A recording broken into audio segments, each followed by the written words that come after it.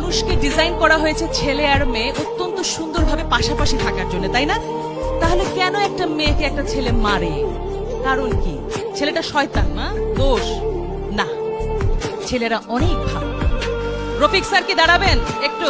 এই যে রফিক স্যার, উনি আমার ছোটবেলার বন্ধু, উনি আমার সকল পরীক্ষায় আমাকে নোট দিতেন।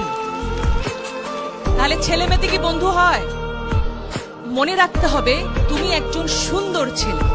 ছেলেরা যখন মেয়েদের পিছে দৌড়ায় দুইটা জিনিস হয়, হয় হিরো হয় নাহলে ভিলেন হয়। তুমি কি হইতে চাও? হিরো। ভিলেন হইতে চাইলে কি হবে জানো? পিছে পিছে দৌড়াবা, ওই যে পুলিশ এসপি সে ধরে নিয়ে আবার একটু পেদানি দিবে।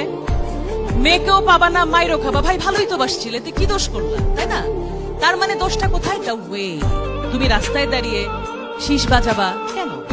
তুমি ভদ্র হয়ে দাঁড়াও, তুমি তাকায় দেখো, মেয়েটাকে তাকায় না দেখলে মেয়েটা কিন্তু হার্ট অ্যাটাক করে মরে যাবে, যে তাকাই না ছেলেরা আমাদেরকে ঘটনা কি। কিন্তু সেই দৃষ্টি থাকবে সৌজন্যমূলক, সুন্দর। সুতরাং ছেলে এবং মেয়ে মিলে সুন্দর পৃথিবী করতে হলে তোমাদের জানতে হবে ছেলে অনেক ভালো, মেয়েরা অনেক ভালো। সুতরাং দুজন মিলে একটা সুন্দর পৃথিবী হবে। নিজের শরীরকে যত্ন নিতে হবে দুটি কারণে।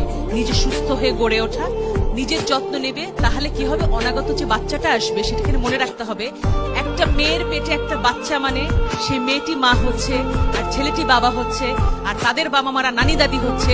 এটাই স্টোরি না, আসল গল্প হচ্ছে সেই শিশুটি বাংলাদেশের নাগরিক হয়ে জন্মাচ্ছে। আমার প্রশ্ন, কোন ছেলেটি একটা মেয়ের ওন্না ধরে টান দেয়? সে কি কোনো মায়ের পেট থেকে আসেনি? তাহলে কেমন মা তাকে শিক্ষা দিতে পারেনি? সেই মায়েরও আমি দোষ দেব। তুমি যদি সন্তান পালন করতে না পারো, সন্তান তুমি নেবে না। প্রত্যেকটা বাচ্চা যখন সুন্দর হবে, অর্থাৎ প্রথমে আমাদের পুষ্টি নিশ্চিত করতে হবে। পুষ্টি নিশ্চিত করবার পরে কি হবে? আমাদের শারীরিক গঠন হবে, মানসিক গঠন হবে। লেখাপড়া শিখবো আমরা, আমাদের সন্তান যে আসবে সেও হবে সুস্বাস্থ্য বলিয়ান। আর বাংলাদেশ তখন কি হবে? পৃথিবীর 1 নাম্বার দেশ। গোদাগাড়ির জন্য অনেক অনেক ভালোবাসা, আদর, স্নেহ, সম্মান, মমতা জানিয়ে আমি আমার বক্তব্য শেষ করছি।